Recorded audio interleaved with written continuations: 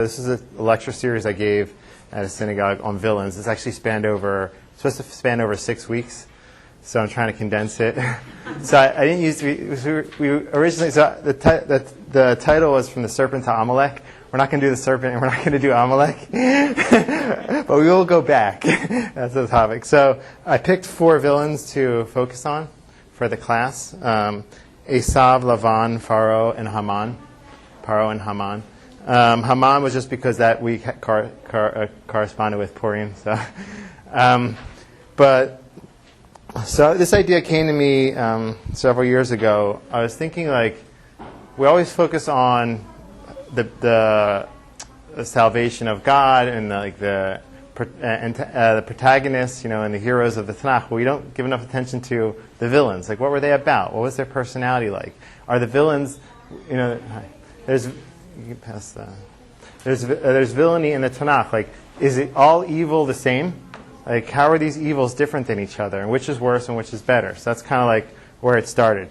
And my general thesis is, it's worked out so far with the villains I've researched, is that each villain is a certain. So the topic is distinct typologies of evil. So each villain is a distinct typology of evil, and each one's different than the other. And my thesis is, when you read the Tanakh, if you can collect all these characters, you can build some sort of tapestry of what not to do. But it's a little different. If you look on the first page, our methodology. The methodology I'm going with here is we're just going to be reading Pshat, just kind of zone in on what the simple reading of the Tanakh tells us about each villain. And so that's my main thesis is that each one has a distinct villainy. Another thing we're going to pay attention to. So if we just look at the guiding questions, we're going to focus on the degree. Which villain was worse than the other? Maybe we can try to rate them.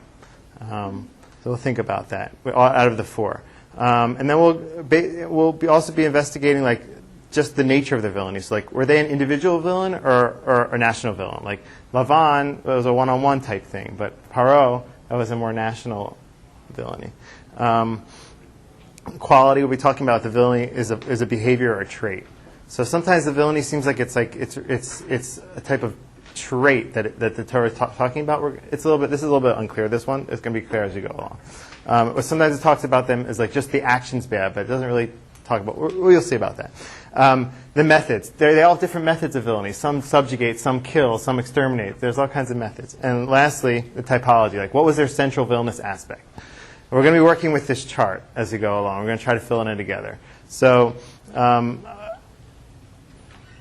last thing, 2 last things. On our methodology, my claim is that each introduction to each villain as we read the Torah, that kind of capsulizes a central aspect of their villainy. So we're going to see that. So if you just pay attention, so we'll just start on this source here on page 1. This is Rabbi Yochanan. This is a Chazalic approach to a villain. Rabbi Yochanan said, page 1 on the front there. Rabbi Yochanan said, that wicked Esav committed 5 sins on that day.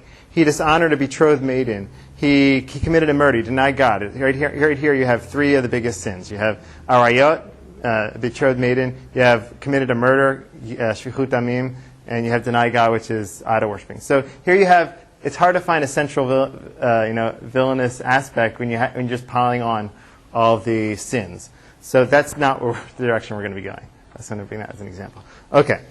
All right. So maybe we'll just jump in to our first villain.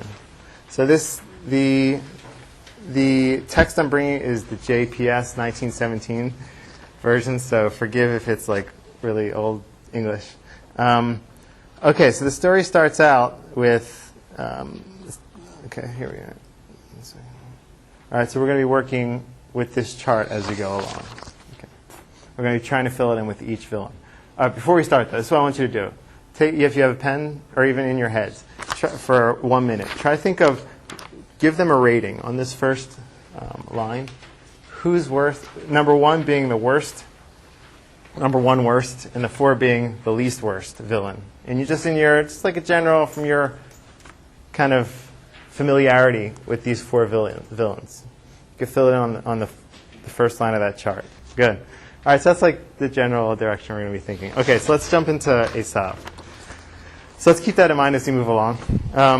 So I'm just going to just jump right in. So what I'm going to do is I'm kind of be reading it, guiding a little bit towards my thesis, but feel free to push back and offer what you think, if we're trying to kind of zone in on the central villainous aspect as we're reading. Okay, so the first time we're introduced to him, it says, when her days to be delivered were fulfilled, behold, there were twins in her womb, and the first came out forth ruddy, all over like a hairy mantle, and they called his name Esav.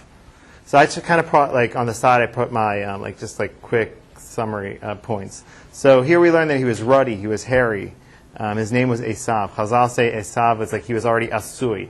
He was already in his complete physical manifestation. So what I want to draw attention to here is maybe the physicality aspect, if you would agree with me. It's talking about how he's ruddy, he's hairy. His name was Esav. He was completely physically formed already at that point. I think that Torah is kind of bringing our attention to that. So the next time we're introduced to him is the birthright episode with Yaakov. So it says here, and the boys grew, and Esav was a cunning hunter, a man of the field, and Jacob was a quiet man dwelling in the tents. Now Isaac loved Esav because he did eat of his venison, and Rebekah loved Jacob. So what do you guys think here is being pointed out? They're tied. What? Tied. They're tied. I see nothing negative about Esav so far. Okay, good. Keep that in mind too. Try to see if you really even think they're even villains. That's fair. So I'm pointing out. So far maybe it's neutral. He's a hunter. He's of the field. So you do see at least the character traits here, right? It doesn't mean that they're good or bad, right? He's a talented hunter. Yeah. Someone's got to be, otherwise they're not going to eat. Okay, fair enough. The villainous part are the treatment of parents of having favorites, which was Okay. Good twist. Yeah, it's true.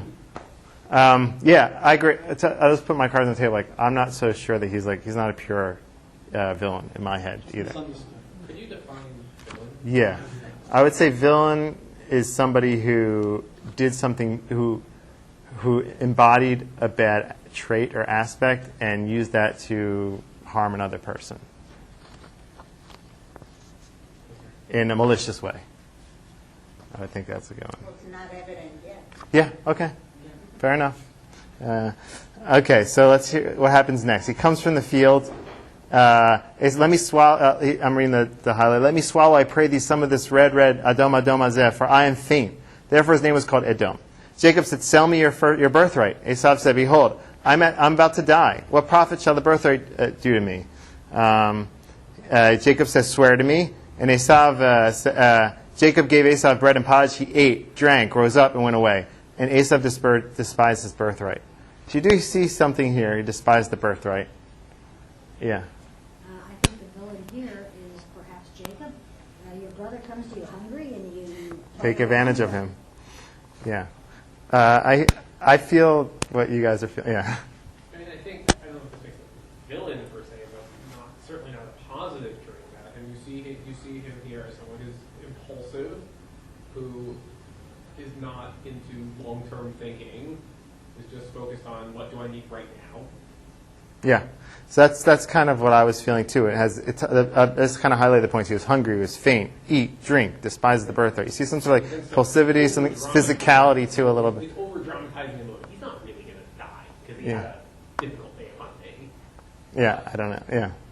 Yeah, I hear you. That's my sense there's some sort of physicality or eating, drinking, hungry, faint, maybe some sort of aggression too. Just give me that food.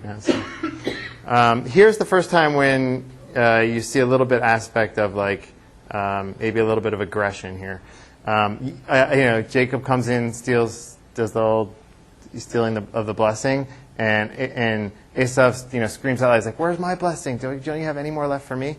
And Esav says, "So Isaac his father," and Isaac answered, I'm in C.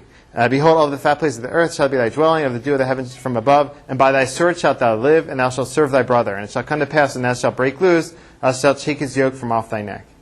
So you see here, the first time it's mentioned the sword, break loose, shaking off the yoke. I don't know. I think there's here something a little bit, another level here, maybe. Again, I think it's still well impulse control. He may have a perfectly legitimate reason to be upset, but most people who get upset with your brother, your first reaction is not, let me find a way to kill him. Yeah. Okay. All right. So so Esav, here's what happens, and this is the first time you hear him say what he wants to do. This is his plan. Let the days of mourning for my father be at hand. Then will I slay my brother Jacob. So he has a plan to slay him. So the question is, like, why do you want to slay him? Is it revenge, anger, or is it just because he felt betrayed? So it's not so clear, but still you see an element of slaying here. And in E, I'm just going to skip a little bit to the end there. Jacob sends messengers, and he sent them because, last sentence of E, for I fear unless he come and smite me, the mother, Emma Labanim, mother of the children. So you see here also he fears for his death.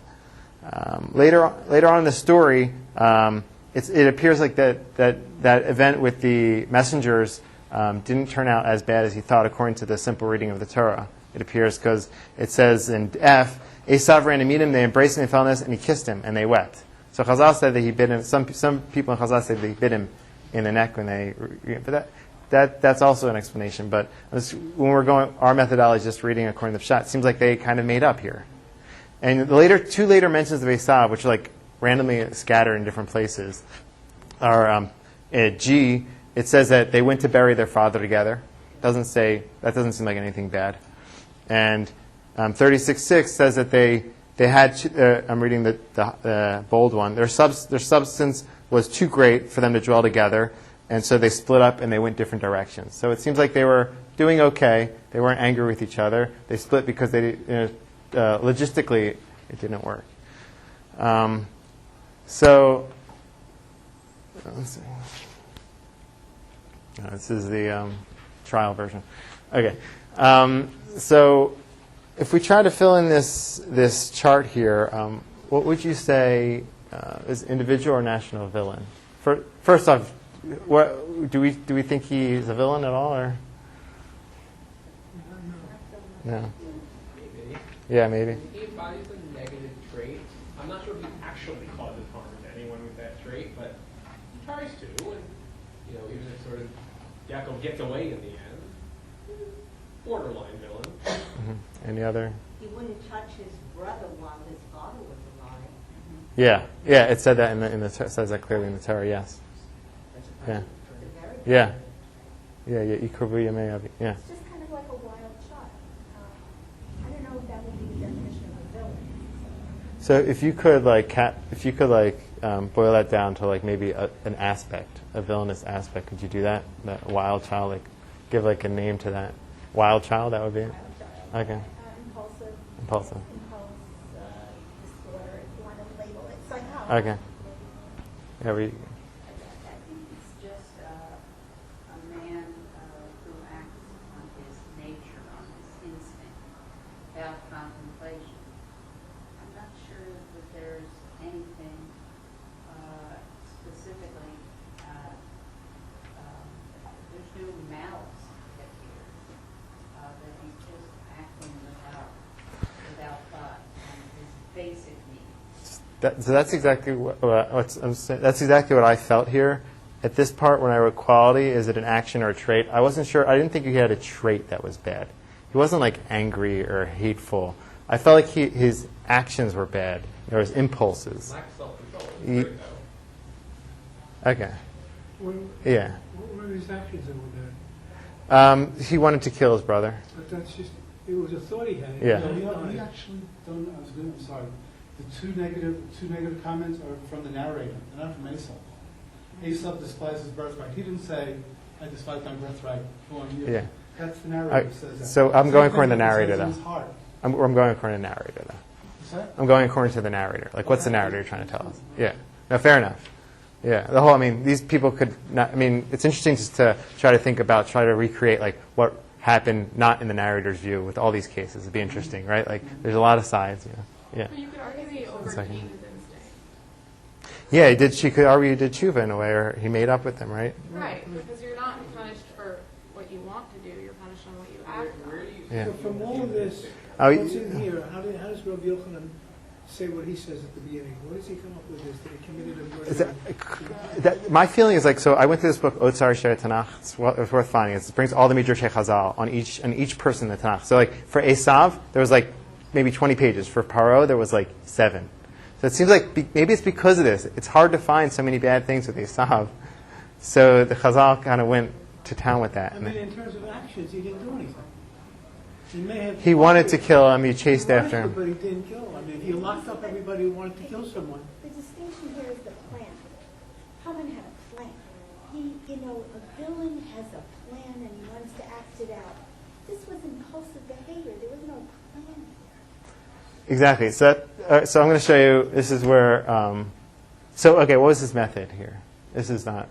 What was his method? If you describe this as a villainous behavior, what was his method? Was he putting like in Egypt? Was it servitude? Was it was he trying to trick him? What would you say? What? He tried combat. Yeah, that's my feeling too. It was combat. So I'll just give you. This is my understanding of it. So it was an individual villain. Combat, he said, slay my brother. This is if you accept that.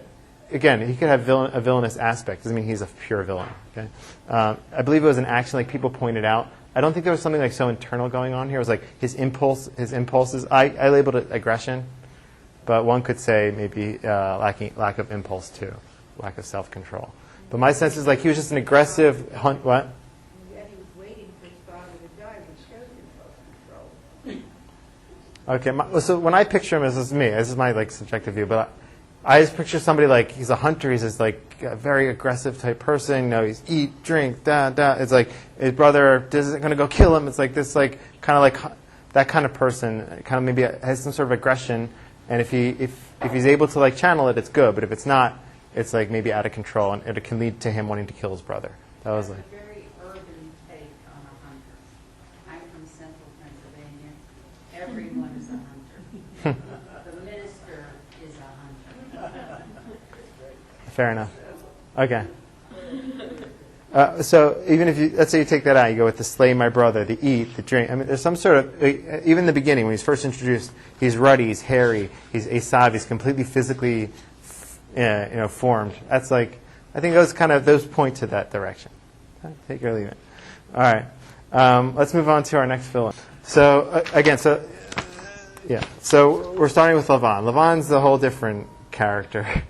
So we're first introduced to him, and I think this is like pretty strong. The claim that the first introduction kind of might encapsulate some sort of like aspect of his villainy. It came to pass. So we're first introduced to him when are we first introduced to him in the Bible? You can cheat. What? Yeah, when he went to go find Isaac a wife. He was Abraham's servant. He went to go down and find Isaac a wife. It came to pass that the camels had done drinking. The man took a golden ring. So he took all this money. Eliezer took a golden ring, 2 bracelets, etc., to go meet to Rebekah. And Rebekah had a brother. His name was Lavan. Lavan ran out into the man and to the fountain. And it came to pass when he saw the ring and the bracelets upon his sister's hands, when he heard the words of Rebekah his sister, saying, "Thus spoke the man unto me," that he came into the man, etc. And they said, "Come in, you're blessed of the Lord. Why are you standing outside?" I think every time I read this over the years, I thought it was interesting. Like the first thing, it doesn't say like when he heard the words of the precedence here is interesting. The order. First, he sees all this. First, the Torah introduces the bracelet, the ring, etc. Then it says he saw all that. Then it says he heard the words. Then it says that he ran out to them. So my feeling, I underline that. My feeling is like that might be hinting to something, that he's kind of focused on the maybe that material stuff, like the ring, the bracelet, what he can get out of this. An investor. He was investing away. Possibly, yeah. Or he's assessing maybe, or about. Yeah. But someone who sees everything in life as an investment, like he can't get out of that money. So we'll see if it's just that, or maybe it's something more. Yeah. We say opportunist. Opportunist, fair enough. Yeah, we'll see. I think it goes maybe even a level deeper. Because my claim is that, all right, we'll see. I'm going to give it away. All right, so Jacob marries Leah instead of Rachel. He does the old switcheroo, biblical switcheroo. And Rachel And so Jacob said to Laban, "Give me my wife, and I may go in unto her." And it came to pass in the morning that, behold, it was Leah, and he had said to Laban, Why did you done this to me? Did not I serve thee for Rachel? Wherefore thou hast beguiled me, tricked me. So you see here, okay, it's already starting to introduce us a little bit to his behavior, is rimitani, which means trick. So there's this element of trickery here. So it's like, that's kind of collecting aspects here to try to build this depiction, this understanding of his character. So Jacob tries to, after all of his children are born, he wants to leave, and he says to Lavan, let me go. In 30:25, send me away, that I go to my country. You know all the service I serve thee. Then in 30:27, and Lavan said to him, if I find favor in your eyes, I have observed the signs, and the Lord has blessed me for thy sake. And he said, appoint me thy wages, and I will give it. So again, here you see an aspect here where Lavan wants. Why does Lavan want Yaakov to stay there? Everybody, according to the what? To exploit him. Yeah, he says it's not like he's like, oh, your family, come on, I'm going to miss you so much, right? God bless me for your sake. Don't go. Send me your wages, and we'll make it happen. Okay, it's good to pay attention to that. Okay, so Jacob says, okay, gives him his wages, and then he ends up staying there and working for him for another, 7 and 7 and another 7 years. Yeah. So he says, you changed you changed my wages over and over again. Your father mocked me and changed my wages 10 times. So you see here, okay, we're collecting another aspect. He's tricked him. He changed his wages 10 times. Totally dishonest, cunning. Okay, good. I don't know if that's a villain, but Okay, totally dishonest. okay. Any other observations so far? Yeah, He's certainly taking advantage of Jacob's passivity. Right. yeah, yeah, Again, he is very passive. Yeah. He's not very proactive at all. yeah, yeah. I think it's not connected to this, but I think Jacob, he had like a transition from Jacob, he turned to Israel. Israel seems like it's more the active part, like Sarita, you fought. Absolutely. Yeah. So, but at this stage, he's still Jacob. So yeah. Okay. So so he ends up running away, escapes with his family, and he goes. I'm in 31:6 in D. And you know that with all my power I served your father, says to his wives, and your father mocked me, Hetelbi, and changed my wages 10 times, but God suffered him not to hurt me. We already read that, sorry. In E, he says to his wives, Lavan catches up with him. He says, why have you done? You have witted me, carried my daughters as though captives of the sword. And then he says, also, you stole my gods. It says, wherefore hast thou stolen my gods? So you see here also that he says, you left and you stole my daughters. You stole my gods. So I sense here there's another, it's continuing the theme that like he kind of may be seeing that things are like he's very into possessions, it appears. And seeing that things are his and feeling maybe threatened or something when that's kind of being broken up. Again, so in F, this is Jacob's first big speech to Lavan, right? He's very angry and he goes, you changed my wages 10 times. I'm in F, and if you want, and this is powerful too. Except the God of my father, the God of Abraham, the fear of Isaac had been on my side, you would have sent me away empty. You would have completely emptied him from anything he had if he would have had his way. And finally, G, Lavan finally agrees to let him go. So it's like, here's Lavan. It's like, Lavan gets his last word here. Lavan says, I'll let you go, but just remember this. The daughters are my daughters. The children are my children. The flocks are my flocks. And everything you see is mine. And then they made a covenant. Okay, so we collected all the information. If we wanted to fill in this... good. So let's try to fill this in here. Individual and national villain.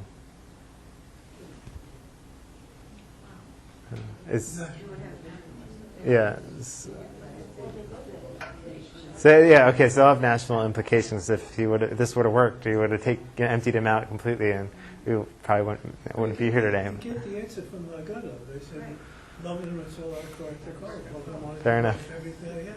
Fair And enough. Lavan know that the potential national implications of what he was doing. I agree. Listen, so in my class, I gave one on the serpent too. So it's like, is it national? Like, that's not just national; it's like universal, because you're like, sin of Adam. So, fair enough.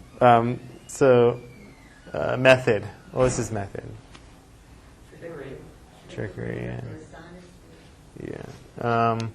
So again, this is a little not clear, but do we see it? It'll become clear as we move along. Do we see it as just like an impulse of action, or do we see some sort of like internal trait going on here?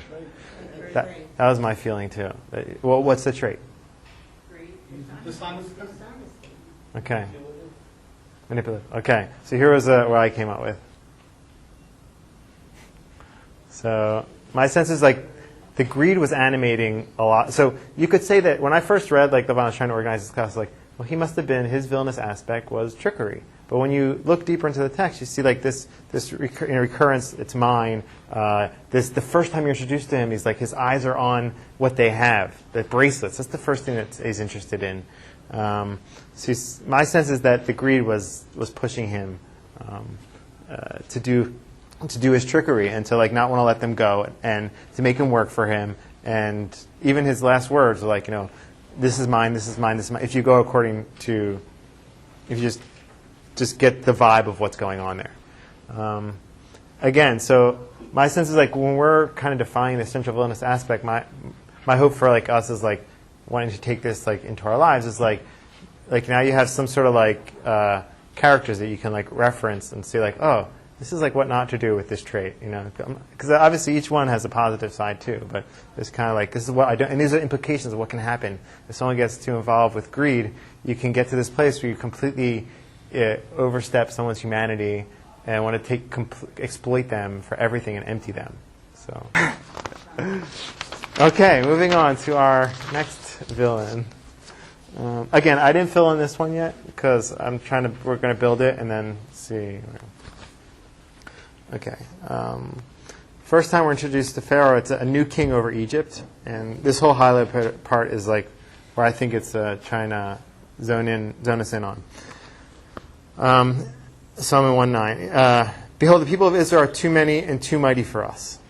He was afraid. So let us deal wisely with them, lest they multiply, and it come to pass, when there befalls us any war, they also join themselves into our enemies and fight against us and get them up out of the land.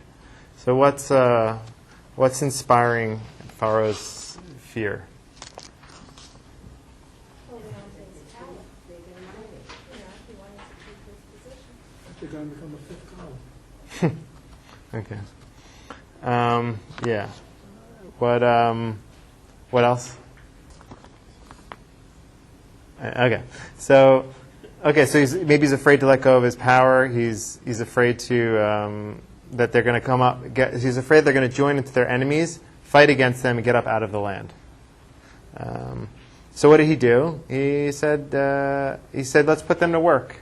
Let's keep them busy and keep them down so they won't raise up against us. Therefore, he sent them to taskmasters to afflict them with their burdens. They built store cities, etc. And it says they were a dread because of the children of Israel. So Egypt was afraid of Israel because they were afraid they were going to overtake them.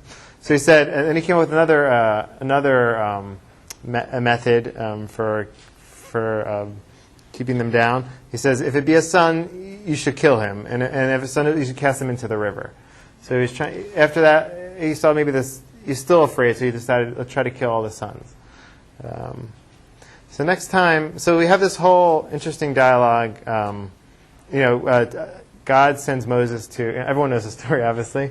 And gives Moses his mission, and Moses goes to, and the Lord said unto Moses. So I'm reading B. When you go back into Egypt, you do all the wonders. I will harden his heart, and he will not let the people go. So I just wanted to highlight this. This harden the heart is like an interesting thing for a few reasons. One is the question is like how much is he an agent of his villainy? That was the point I was making with Pharoah. It's like you have to ask that. Like, was he complete autonomous agent behind his hardening of his heart. So sometimes you'll see it says Paro hardened his heart. Sometimes you see it like switches. I don't know if there's like an order there. There's also two different verbs. Kaved and yeah. They may not mean the same thing. Yeah, I heard someone talk about that once, but it wasn't so. It'd be interesting to see if you could find like structure there. But so, for instance, here Pharaoh hardened his own heart in 5:1, and I'm still in B. So Moses came. Not here. The next one is going to harden his heart. Here, Moses came to Pharaoh, did God's mission. He says, "I let my people go." And Pharaoh said, Who is the Lord that I should hearken unto his voice, let Israel go? I know not the Lord, and moreover I will not let Israel go. So is Pharaoh bad so far? So we're moving on. Let's move on to, and it says Lord, in D it says the Lord hardened his heart. So you see here, I was just trying to stress that like dialectics. Sometimes God, sometimes him. And now this is like, okay, so here I'm getting into the light word, which is like the guiding word, and I highlighted it here. I'm kind of giving away my approach here, but in D, 9:16. So God said, "But in very deed for this cause have I made thee to stand, to show thee my power, and my name be declared through all the earth." God says, "I want to show you my power. That's why I'm going to do this to you. I'm going to bring this hail upon you." And then God says, "But instead, this is what you're doing. As yet exaltest thou thyself against, you exalt yourself against my people. I'm going to show you my power." So you see here like an opposite thing. On one hand, he's exalting his power, and God is asserting his power, and God says, "I'm going to show you who's really powerful." I think it's important to pay attention to the power aspect, power dynamic here. So in E, Pharaoh says, "I've sinned, and now I know all the earth is the Lord's." Again, here's like the earth is the Lord's. And again, and F, finally when they escape, God explains the reasoning for what's going to happen at the sea when they get clobbered in the sea. It says, "I will," in F, sorry. "I will harden Pharaoh's heart, and shall follow after them. Then I will get me honor upon Pharaoh. I will get me honor," God says, "and upon all his hosts." And I mean, 14:18. "And the Egyptians shall know that I am the Lord. Shall I be gotten honor upon Pharaoh, upon his chariots, upon his horsemen." Okay, so. What do you, every time where you see the name Hashem, let's put in somebody else's name, and, Joe, you would look at Joe and say, really, aren't you being a little petty? Well, why do you need to have to show? Yeah. Yeah.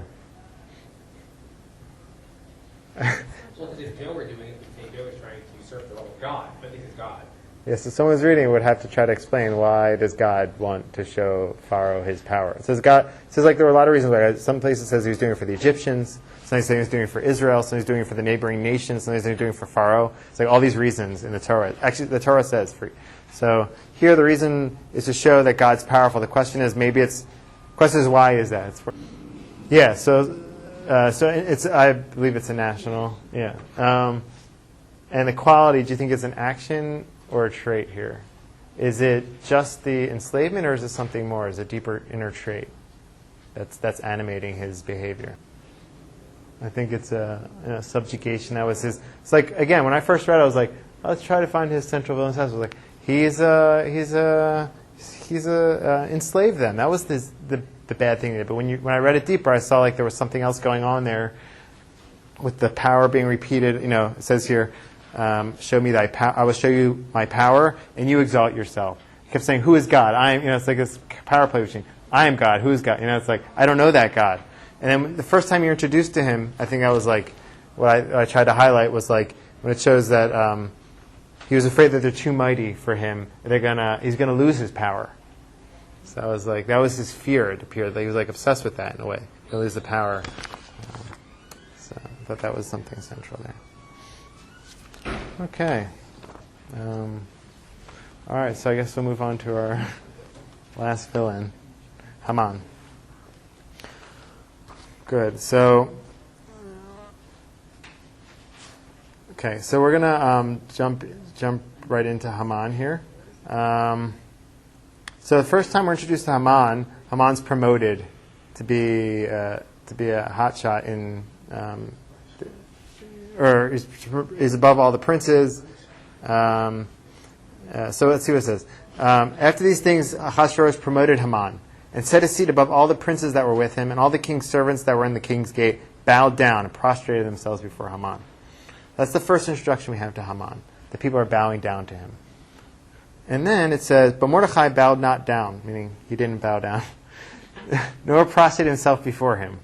So when Haman saw Mordecai didn't bow down, and didn't prostrate himself before him, Haman was full of wrath. So here again, it's interesting. Do we see Pharaoh is full of wrath? We didn't really see that, right? It's just neat to compare them, their character. You see an emotion, you're going to see that trend with Haman. It's he's very emotional. So I'm just going to talk the points I highlighted. Haman was promoted. Mordecai doesn't bow. Haman has wrath. Why do you think Haman was angry? Well, he was raised to power, and it's almost like he has low self-esteem. He just sees himself the way other people see him, so everyone has to bow down to him, and that makes him powerful.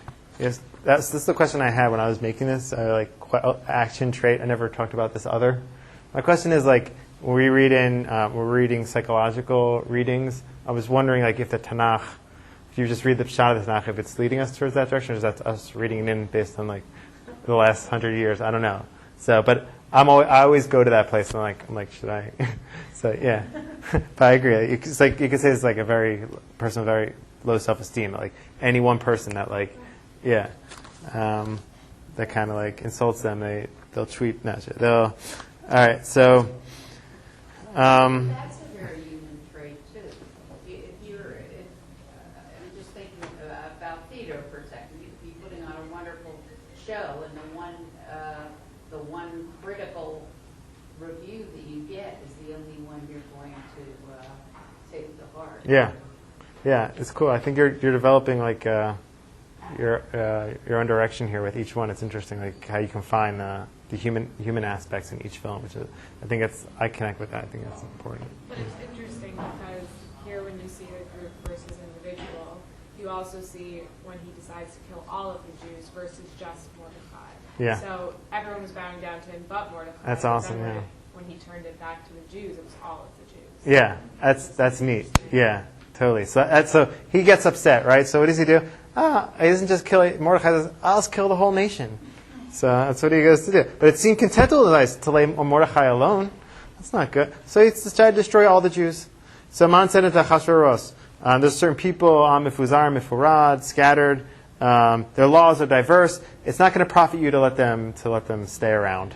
And then he says, I will pay 10,000 talents. I'll put all this money into the treasury and to ensure that this happens. So you see here that certain he felt affronted. He felt something happened there. His wrath led him to these extreme measures of not just killing one person, killing their whole nation, convincing Ahasuerus to make it happen, and willing to spend all this money, it appears, from the Pshat, to ensure that goes through. So again, here you see the effects of these traits. They can lead you to these crazy places. Okay, yeah, exactly. That's yeah. Okay, so again, now we're introduced to another set of emotions with Haman. It says, I'm skipping through the whole Purim story here. Esther is in she's in the palace, and she invites them to a banquet, and then she says, "Oops, I'm going to invite you to another banquet." They have the second banquet, and so when she invites Haman and Pharoah to Haman and Ahasuerus to the second banquet, Haman gets pretty excited. So it says here, Esther says to Ahasuerus, "If I found favor in your eyes, let the king and Haman come to the banquet that I shall prepare for them." And then it says, Haman went forth that day joyful and glad of heart. His emotions were swayed here to the other extreme. Before he was so angry, but now he's so happy. And then when Haman saw Mordecai in the king's gate, they stood not up. Haman was filled with his back to his wrath against Mordecai. It's very fluctuating emotional state based on whether Mordecai respects him or not. People in general. Esther respected him, invited him to a party, but Mordecai Yeah. didn't. So it's Exactly. whoever Yeah. he feeds off of other Yeah. Has no self. Yeah. And that's kind of different than, let's take another villain, Esav. Did you see any of the stuff going on there? No. So it's like, interesting just to compare and contrast them. Okay, so, good. So, and then it says, so he was. I'm in the end of C. He was like schwitzing to his family. I have all these things. Not schwitzing. He's quelling. Sorry, he's probably schwitzing too about what's about to happen to him. But and then he's showing off I have all these riches and this and then, but it's not what he goes. Esther the queen, do not let anyone come into the king before the banquet. I'm in the end of C. But this doesn't mean anything. All this availeth me nothing, so long as I see Mordechai. All this stuff I have doesn't mean anything. It's one person. Okay, so here D is like where I think there's a guiding word here. It repeats itself over and over again. So this is where Haman Hashverosh offers, what should I do for somebody I want to respect? And Haman gives him this whole plan. He goes, okay, do that for Mordechai. So he goes, we just read it. Like, I'm going to stress the word. What shall be done to the man who the king should delight to honor? Now Haman said, whom the king delight to honor besides myself? Haman said, for the man the king delight to honor, etc., you should do all these things for them. And then ends up happening. And then Mordechai ends up riding on a chariot, and Haman's yelling out, this is the person that God wants to, that Ahasuerus wants to honor. And then what happened was, you see in 6:12 in D, Haman ran to his house. Again, it's like another emotion here. He's mourning and having his head covered, which is interesting. It starts out. It's interesting just to see the procession here. In the beginning, he started out like everyone's bowing down to him, and now his head is mourning and is bowed down. And he's heading home, and you see that continue here in E. Esther exposes him. And Hashverosh says, who is this person? Who's this person that's coming to do this to you? And Esther says in 7:6, an adversary, an enemy, even this wicked Haman. Then Haman's terrified, and the king arose and now the king has wrath. It's interesting. Haman remained to make his request relates to Esther the king. And the king returned, and Haman was fallen. Again, Haman started out, everyone's falling to him, now he was fallen. It's interesting. And then the king's wrath, and they hanged Haman, and the king's wrath was assuaged. So you see that there was. Okay, so you see, like it's a really clean story. It's like starts out everyone's bowing down to him. In the end, he's falling, he's mourning, he's bowed down, he's guiding Mordechai. So I kind of, with the guiding word, I kind of gave away what my understanding of the typology is here. And I think it's different than Pharaoh. I think Pharaoh is into power, while Haman is into honor. So let's try to fill this in. Individual or national? So you pointed out something interesting here. Maybe it started out as individual and turned into national. That's interesting. But I get the sense, like the general, to take down the nation, to exterminate. So his method, what was his method? Was he enslaving Am Yisrael? No. What was he trying to do? He's trying to. So yeah. An action or a trait? Trait. What kind of trait? So what was the trait? What was the villainous aspect in you? You mentioned it. So here was what I came out with. Extermination. Try to exterminate them. Okay, so now if we go to rate them, returning to our ranking. So we're trying to rank them. There's all these factors you have to take into consideration now after we learned about if you want to leave that up or whatever. Anyone need that? Okay. If you need that, just let me know. So if we're trying to rate them, there's like, so if they're individual or national, that'll affect if I see them as one worse than the other, right? How long did it last? One was 1 year. Which one was that? Haman. That was like around a year. So that was really bad, but it was a year. Pharaoh was like 2. What? Not by choice. It could have been forever. I mean, like. No, he's an appeal to poor. He picked the time. It lasted a year because the plot was spoiled, not because he's such a great guy. Okay, but if we judge based on like what happened though, based on the duration of his villainy. I agree. That's also worth pointing out. What his intentions were, what happened. That could be another distinction. So you guys talked about this, repercussions. Like, are there any positive sides? We talked about that, right? So, okay, yeah. Yeah, so maybe Haman got a lot of wine. I get it. All right. Right, were they the sole agents? So like Pharoah, for instance, right? Pharoah had an aspect there where God was hardening his heart. Whereas Esav, whereas Lavan, he's hardening his heart for part of it at least. That's the pshat, no? Okay, no. Okay. But on the other hand, Lavan and Haman just seem like they were, yeah. So Esav and Lavan seemed like they had just not Esav, Lavan and Haman seemed like just they were like kind of an evil core, an evil, especially Lavan in my head. Yeah, I mean, so Lavan seemed from the very beginning had this. Not genetically, they had an evil aspect that was not